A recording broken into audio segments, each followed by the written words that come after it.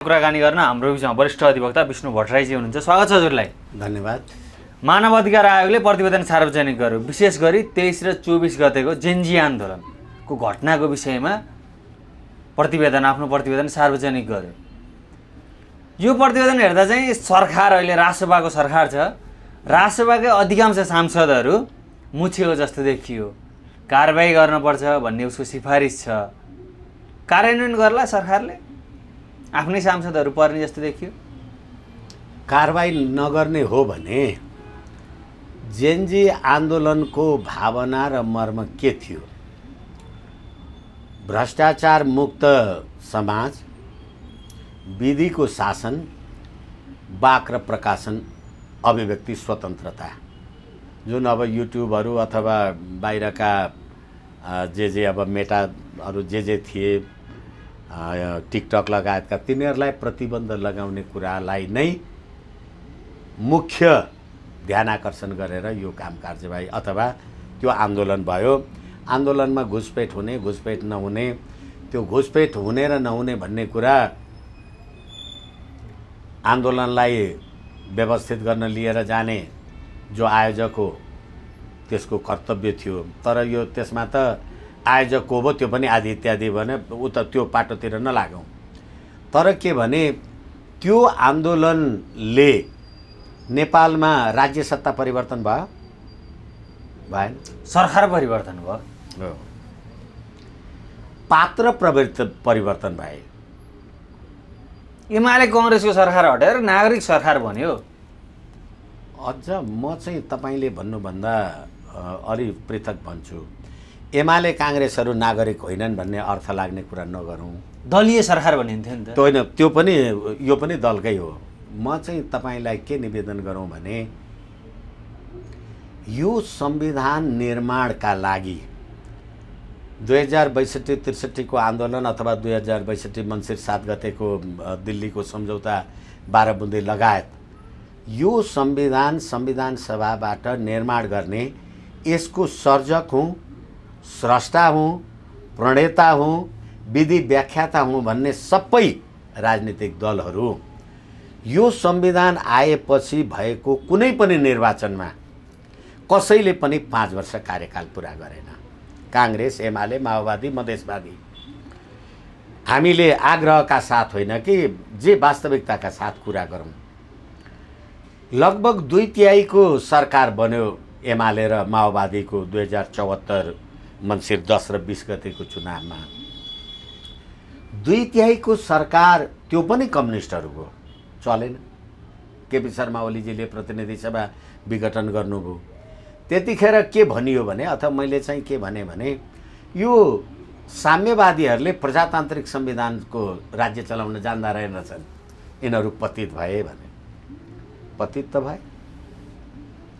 अब फेरि जनताको कुरा अघि तपाईँले जे गर्नुभएको छ, मलाई चाहिँ अलिकति खै यो के भएको हो भने अलि आक्रोश जन्ने अभिव्यक्ति आउँछ।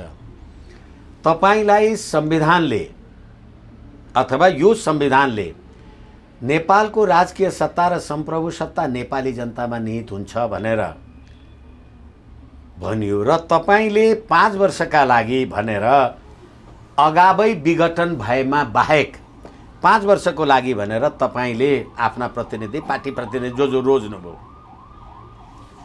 तर नेपाली जनताले रोजेका प्रतिनिधिले प्रतिनिधि सभा विघटन गरे। प्रतिनिधि सभा विघटन गरे भनेपछि त प्रतिनिधि सभा बनाउने को? सम्प्रभु सम्पन्न नेपाली जनता। सम्प्रभु सम्पन्न नेपाली जनताले प्रतिनिधि सभा विघटन पछि निर्वाचनमा भाग लिन पाउने कुरामा सर्वोच्च अदालतको चोलेन र शमशेरे सम्प्रभु सम्पन्न हुनुभयो त थियो यो जनताको सम्प्रभुता। एक अर्को कुरा, त्यस पछाडि अब जे गरियो अथवा यो असंवैधानिक भन्छु म, जनताको सम्प्रभुताको अवज्ञा गरेर तपाईँले 79 सम्म जे पुर्याउनु भयो, त्यो पहिलो निर्वाचनको 2/3 पनि 5 वर्ष चलेन।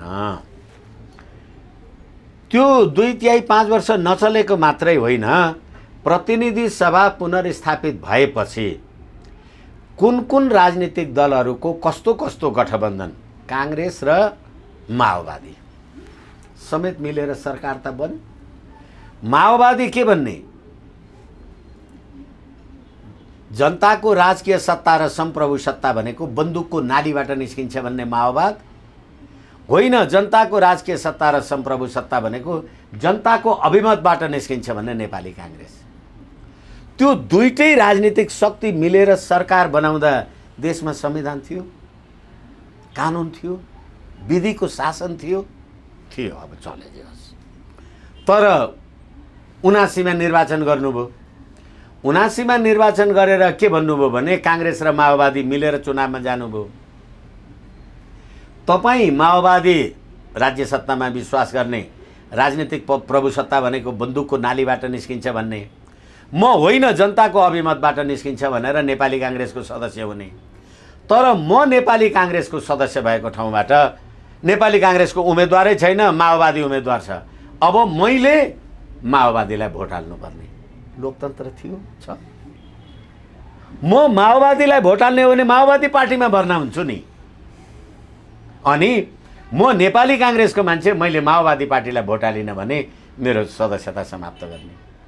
अथवा म नेकपा माओवादीको मान्छे, मैले नेपाली काङ्ग्रेसलाई भोट दिइनँ भने मेरो माओवादी। देशमा शासन थियो। अहिले त झन्डै 2/3 नजिकको सरकार। एकैछिन मैले अलिकति धैर्यताको लागि निवेदन गरौँ।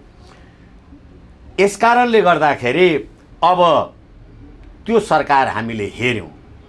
त्यो सरकार हेर्दै पनि अब 2081 अब कसैको पनि बहुमत आएन। अब त्यसलाई फेरि नदोहोऱ्याइराखौँ। 2081 असार 15 गते उद्धव थापाकी के भन्ने एउटा व्यापारीको घरमा नेकपा एमालेको केपी शर्मा ओलीजी र शेरबहादुर देउवा भएर फेरि अर्को सरकार गठन गर्नु। त्यो पनि 2/3 भयो। अनि त्यो 2/3 को सरकारवाला गतिविधि के भयो, अब भदौ 23-24 को कुरा आफ्नो ठाउँमा छँदैछ। यस कारणले गर्दाखेरि मैले तपाईँलाई के निवेदन गर्न खोजेँ भने अहिले जहाँबाट 2/3 को सरकार, एक्लैको सरकार तपाईँले जे बनाउनु भएको छ, 2/3 का सरकारहरू पनि यो संविधान अन्तर्गत 5 वर्ष टिकेनन्। 2/3 को सरकार छ भन्ने कुरा प्राविधिक रूपले जे आएको होला, त्यो 2/3 को सरकार अन्तर्गत रहेका राजनीतिक दलको राजनीतिक सिद्धान्त के हो र यो 2/3 नेपाली जनताले मत दिए। सुशासन, विकास, समृद्धि, जनतालाई सुख दिने, गुड डेलिभरी उनीहरूको एकदम राम्रो। अनि यो संविधान अन्तर्गत यो संविधान निर्माण गर्ने सबै काङ्ग्रेस, एमाले, माओवादी र मधेसवादीलाई चाहिँ मटियामेट किन गरे होला? अनि त्यो संविधानका स्रष्टा हुँ भन्नेलाई चाहिँ जनताले मत दिएनन् र समाप्त पारे। यो संविधान बन्दा त राष्ट्रिय स्वतन्त्र पार्टी भन्ने त नामै पैदै भएको थिएन। अब त्यसले चाहिँ यो संविधान अन्तर्गत 2/3 पाएको हो, यही संविधान लागू गर्न, यही संविधान चलाउने भने काङ्ग्रेस, एमाले, माओवादीलाई किन दिएन? यही संविधान अनुसार चुनाव भयो, यसैमा बहुमत ल्यायो। हो। त्यसैले अब फेरि मतदान, मत भनेको विचार, निर्वाचनमा आफ्नो विचार, त विचारले हो यो काङ्ग्रेस, एमाले, माओवादी भनेको त काम लागेन भन्ने कुरा त विचारले प्रश्न गर्यो। तर काङ्ग्रेस, एमाले, माओवादी भन्दा बाहेककालाई जसलाई मत दिए त्यसको चाहिँ विचार के हो? बालेन शाहले जुन हिसाबले प्रतिवेदन आयो, सरकारले कार्यान्वयन गर्न पर्ने त बाध्यात्मक परिस्थिति हुन्छ। मानव अधिकार आयोगको प्रतिवेदन, संवैधानिक निकायका आयोगका काम कारबाही कार्यान्वयन गर्न सरकार जवाबदेही र जिम्मेवारी छैन भने संविधान के हुन्छ?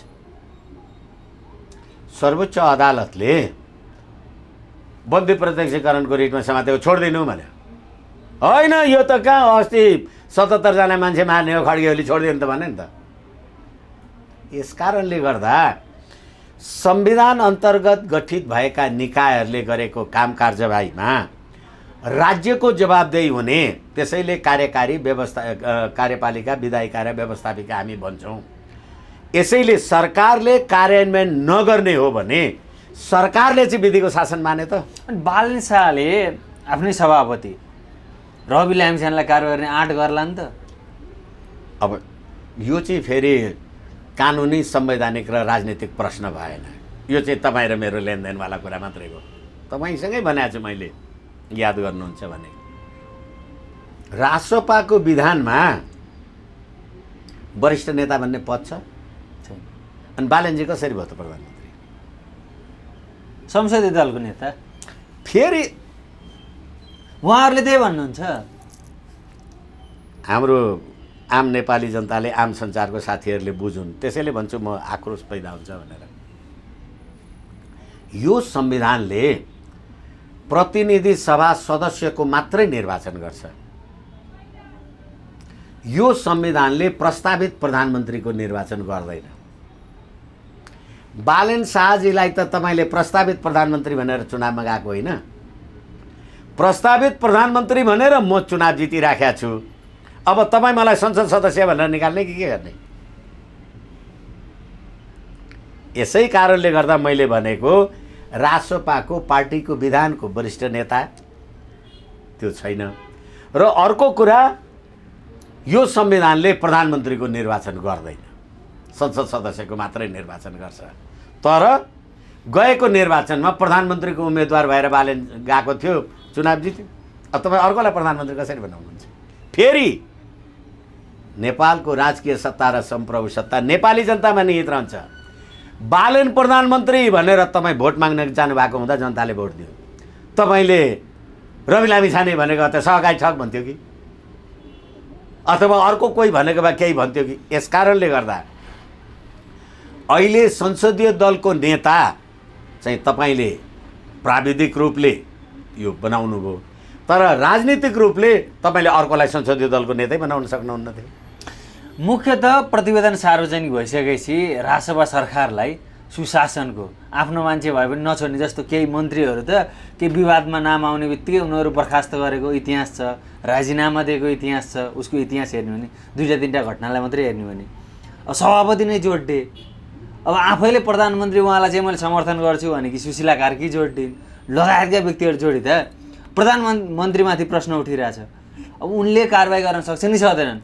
फेरि अरू सबै मान्छे त्यो नाम किटानी भइरहँदा बालेन शाह प्रधानमन्त्री चाहिँ त्यो नाममा संलग्न नहुँदा त्यसमा पनि कतिपयले प्रतिवेदनमा उनको नाम कसरी छुट्यो भनेर आशंका गरिरहेछन्। यो सरकारले आफ्ना सभापतिलाई कारबाही गर्न चाहिँ त्यो हेतु भनौँ, आँट भनौँ, त्यो देख्नुहुन्छ कि देख्नुहुन्न? प्रष्ट भन्दा किनभने संविधान र विधिको शासन र कानुनको कुरा गर्ने हो भने तपाईँले सबैलाई कारबाही गर्नु पर्यो। सुशीला कार्कीलाई पनि कारबाही गर्नु पर्यो। सुशीला कार्कीलाई पनि कारबाही गर्नु पर्यो होइन, सुशीला कार्की चाहिँ कसरी त्यो प्रधानमन्त्री हुनुभयो त्यसमा चाहिँ कारबाही गर्नुहोस् न। यो संविधानले संसद सदस्य नभएको मान्छे प्रधानमन्त्री हुन पाइँदैन। संसद सदस्य नभएको मान्छेले प्रतिनिधि सभा विघटन गरेर प्रधानमन्त्री कसरी भयो? कारबाही गर्नका लागि बाँकी चाहिँ को छ भनेको। यसै कारण मलाई लाग्छ त्यतिखेर पनि जसरी 62-63 को आन्दोलन पछाडि राजा ज्ञानेन्द्रले प्रतिनिधि सभा पुनर्स्थापित गरेपछि 2063 जेठ 4 गतेको प्रतिनिधि सभा घोषणा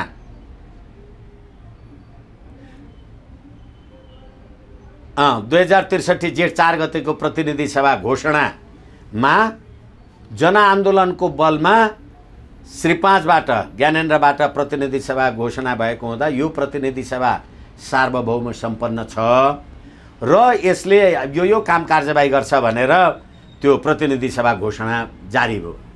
भनेपछि यो संविधानको विरुद्धमा आन्दोलन भएको हो भने तपाईले त्यस्तो घोषणा के ल्याउनु भयो?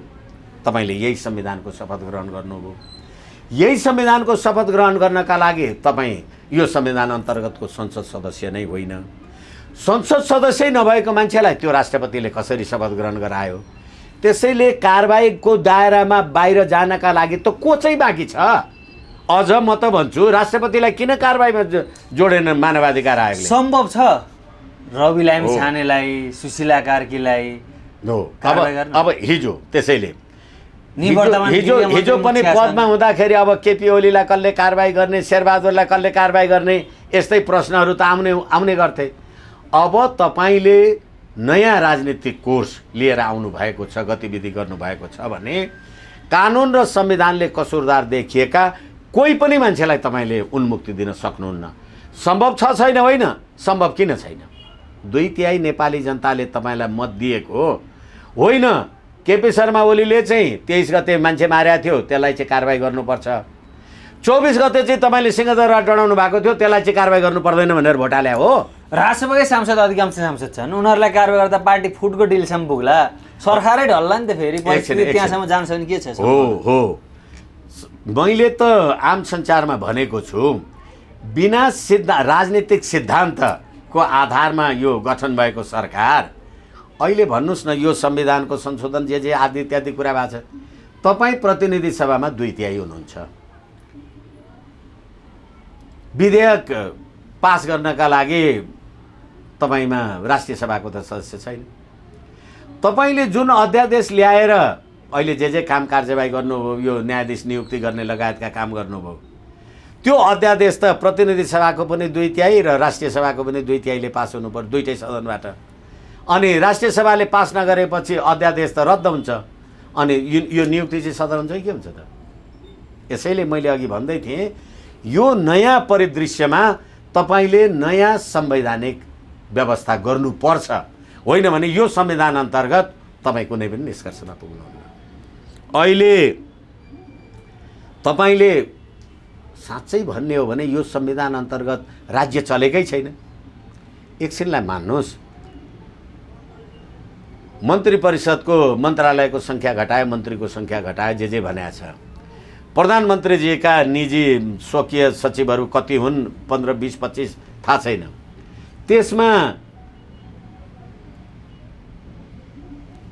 सूचना सल्लाहकार पनि राख्नु भएको छ, सञ्चार सल्लाहकार पनि राख्नु भएको छ, त्यसमा कानुन न्याय सल्लाहकार पनि राख्नु भएको छ। अनि यो अहिले शोभिता गौतम हुनुहुन्छ क्या होइन कानुन मन्त्री, त्यो कानुन मन्त्रीको काम के? प्रधानमन्त्रीजीको आफ्नै कानुनी सल्लाहकार छ त, यो असीम शाह, संवैधानिक र कानुन मन्त्रालयको काम के? त्यसै गरेर सूचना तथा सञ्चारको लागि कोही एकजना सञ्चार विज्ञ महिलालाई राख्नु भएको छ, अनि सञ्चार मन्त्रीको काम के? चलेको छ विधि र पद्धति र संविधान अन्तर्गत कि वन म्यान मुलुक चलेको छ। त्यसै कारणले एकछिनलाई मान्नुहोस्, यो सल्लाहकारहरू राख्न आवश्यक छैन मन्त्री बसी? होइन भने तपाईँ मन्त्री परिषद भने के? त्यो त विगतमा नि हुन्थ्यो, फेरि सल्लाहकारहरू त राखिन्थे। प्रधानमन्त्रीको सिफारिसमा राष्ट्रपतिले मन्त्रीहरूको नियुक्ति गर्ने, मन्त्रीहरूको काम के? विभाग अनुसार आफ्नो आफ्नो जे काम छ त्यो काम राख्ने। त त्यही काम गर्नको लागि मन्त्रालयमा तपाईँले करोडौँ खर्च गर्नुभएको छ, त्यही कामका लागि तपाईँ अर्को निजी राख्नुहुन्छ भने तपाईँ निजी प्रधानमन्त्री कि देशको प्रधानमन्त्री? यसैले मलाई लाग्छ यो संविधान अन्तर्गतको यो काम कार्यवाही नै अगाडि बढेन, होइन। रवि लामिछाने भारत भ्रमणको मिति तय भइसकेपछि यो प्रतिवेदन सार्वजनिक भयो। धेरै अगाडि प्रतिवेदन सार्वजनिक हुन पर्थ्यो भन्ने पनि एक तबकाको माग थियो, केही ढिलो गर्न पनि सकिन्थ्यो होला। यो चाहिँ राजनीतिक पनि यसभित्र छ कि के छ? यो होइन, राजनीति बिनाको त राज्य सञ्चालन, राज्य उसको कतै हुँदैन।